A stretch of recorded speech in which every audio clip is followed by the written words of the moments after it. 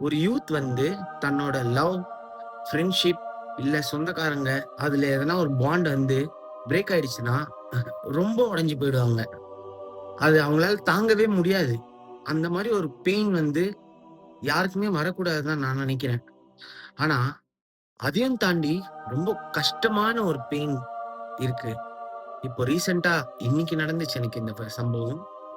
2, 3 மாசமா கஷ்டப்பட்டு 2 பேருக்குள்ள ஒரு ரிலேஷன்ஷிப்ப கொஞ்சம் கொஞ்சமா உருவாக்கி, அத பில்ட் பண்ணி வளர்த்துட்டு வந்துட்டு இருந்தேன். இன்னைக்கு சடனா அந்த ரிலேஷன்ஷிப் வேணான்னு சொல்லிட்டு, அவங்க பிரேக்கப் பண்ணிட்டு போயிட்டாங்க.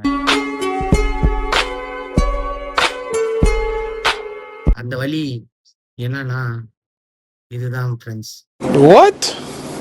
நீங்களே பாருங்க, எவ்ளோ கஷ்டப்பட்டு இவ்ளோ பெரிய நகை வளர்த்துக்கிறேன். இன்னைக்கு வஞ்சிச்சுங்க. பைத்தியமா இவன்? ரொம்ப நேரம் நல்லா பேசிக்கிட்டான் ஐயா. எனக்கு அப்படியே கஷ்டமா இருக்குதுங்க. இங்க பாருங்க கேப்பு. நீங்களும் இதே மாரி வந்து நகம் வளர்த்து வந்துச்சுன்னா ஃபீல் பண்ணுவீங்களா? மறக்காம நம்மள ஃபாலோ பண்ணிக்கோங்க. லைக் பண்ணுங்க வீடியோவ.